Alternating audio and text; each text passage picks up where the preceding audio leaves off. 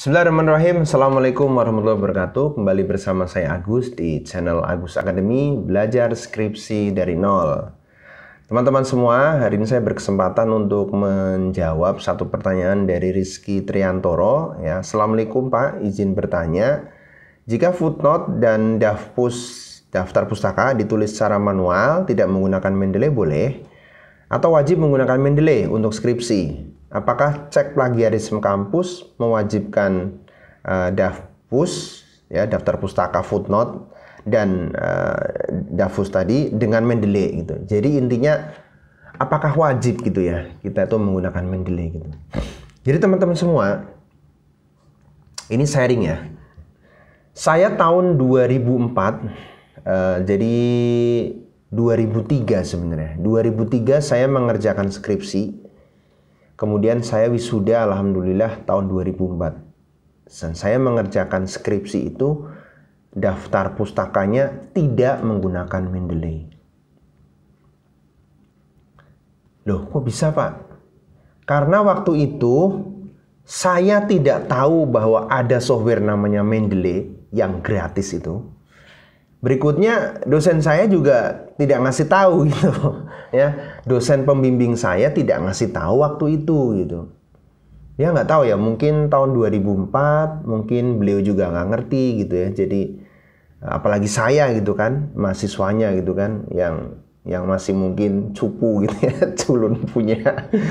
Jadi ya saya nggak pakai Mendeley, tapi bisa nggak bisa gitu. Akhirnya juga bisa juga, skripsi saya selesai gitu ya. Artinya dengan sebuah keterbatasan waktu itu saya bisa mengerjakan skripsi. Tapi teman-teman semua, kalau saya bandingkan sekarang ketika saya menggunakan Mendeley, waduh itu mudah sekali gitu ya. Errornya hampir nol gitu. Dulu itu saya salah, itu bolak-balik itu mesti daftar pustakanya salah, nggak ada titiknya, komanya, ini ya, itu susahnya minta ampun gitu.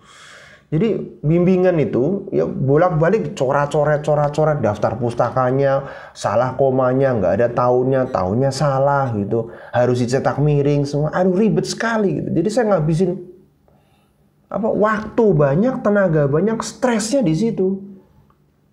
Ya gimana lagi, orang udah gimana ya, dosen pembimbingnya juga nggak ngasih tahu, habis itu mahasiswanya ngerjain disalah-salahin mulu gitu kan. Ya itulah, memang itu sebuah fakta yang saya alami itu.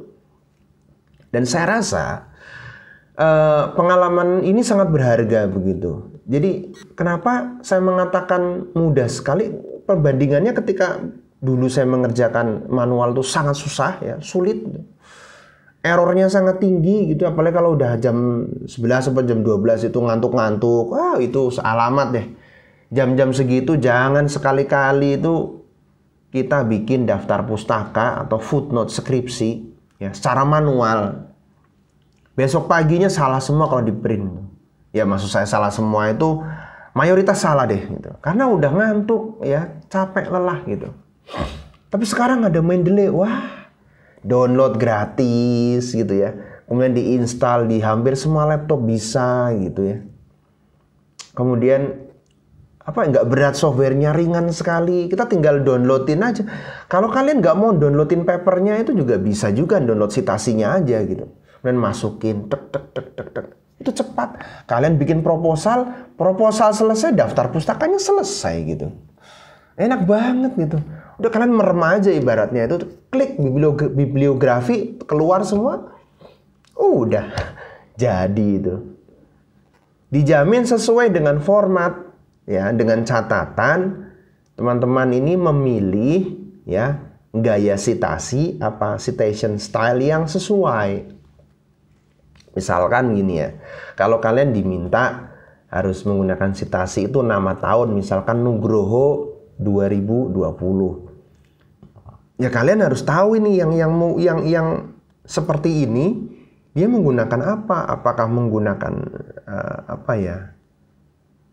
Vancouver, apakah menggunakan Harvard, ataukah menggunakan APA gitu ya, atau menggunakan MLA gitu, atau apa gitu. Itu yang penting gitu. Yang krusial di situ justru. Kalau kamu mau skripsi atau tesis, kemudian menggunakan Mendeley, tentukan dulu yang penting citation style-nya. Citation style-nya menggunakan apa. Setelah itu ketemu, kalian coba dulu. Betul nggak? Jadi kalau misalkan dosen pembimbing kamu sekarang ini nggak mewajibkan, ya kamu coba aja bikin sendiri. Artinya kamu download aja, pakai aja. Pak, ini universitas saya itu nggak punya citation style sendiri. Ya tidak harus, tinggal tanya aja sama dosen pembimbing, Pak, ini daftar pustakanya modelnya yang bikin seperti apa ya Pak? Citation style, kalian tanya aja sama dosennya. Pak, citation style untuk skripsi pakai apa? Paling dia akan melihat, Mas lihat panduan. Nah, dosennya mungkin nggak hafal juga. Enggak, bukan begitu, dia hafal, dia tahu gitu ya. Cuman artinya supaya kalian melihat panduan gitu. Panduan itu penting kalian lihat dari awal sampai akhir.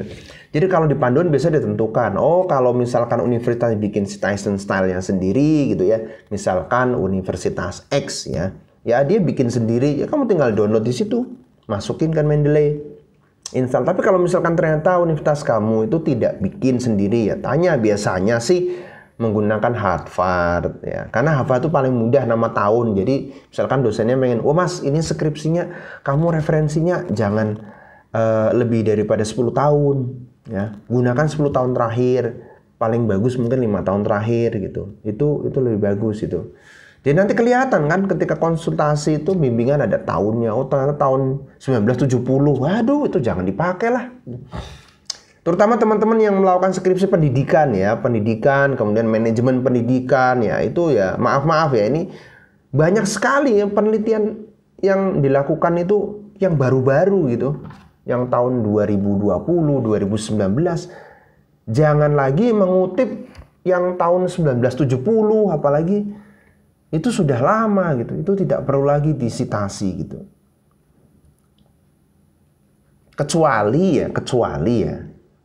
memang itu penggagas konsepnya, yaitu mungkin exception lah. Itu pun sebenarnya tidak harus juga disitasi gitu. Udah tahun 1970 itu artinya semua orang sudah tahu di bidang ilmu itu gitu. Di keilmuan itu, di topik itu semua orang akan tahu bahwa ini adalah diinisiasi oleh X gitu loh.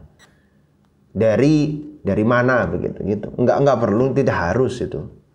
Artinya kita bisa menggunakan penelitian terbaru gitu ya. Penelitian terbaru sehingga itu memenuhi kriteria tadi yang 5 tahun terakhir. Tapi kalau memang universitas kamu nggak mempermasalahkan lebih daripada 10 tahun, lebih daripada 15 tahun ya nggak masalah. Artinya itu bukan sesuatu yang harus diperdebatkan gitu. Bergantung pada ketentuannya sih. Nah artinya harus apa enggak pakai Mendeley? Kalau saya ya, kalau kamu pro dengan kemudahan, pro dengan efisiensi ya, efektivitas menulis, kerajinan ya, kemudian akurasi, ketepatan yang tinggi ya, tentunya menggunakan Mendeley gitu. Atau software yang lain seperti EndNote ya, Zotero juga ada, tidak harus Mendeley. Intinya adalah referencing manager itu. Tapi kalau memang kamu, aduh Pak, saya malas belajar Mendeley, susah itu. Kemudian dosen saya tuh malah melarang Pak. Itu ya lain lagi ya. Ya kamu bukan mahasiswa saya, jadi mungkin ikuti saja dosen. Cuman ditanya juga, Pak kalau nggak pakai Mendeley kan susah Pak, errornya tinggi gitu kan itu. Nanti dia jawab apa gitu. Tapi saya rasa itu seluruh dosen setujulah ya bahwa ketika kamu menggunakan Mendeley itu diperbolehkan, dan justru itu akan sangat mempermudah kalian dalam melakukan penyusunan proposal, penyusunan laporan skripsi. Yang paling penting adalah ketika revisi ya, ketika kamu menambahkan daftar pustaka, kamu mengurangi daftar pustaka, itu sangat mudah ketika kamu menggunakan Mendeley. Oke, itu saja yang bisa saya sampaikan, semoga bisa menjawab. Semangat terus dalam mengerjakan skripsi ya, meskipun mungkin kadang-kadang kalau WA dosennya nggak dijawab, dibaca aja, semangat aja, tetap positif ya, stay positif ya, supaya teman-teman nggak pada galau. Oke, saya akhiri. Assalamualaikum warahmatullahi wabarakatuh.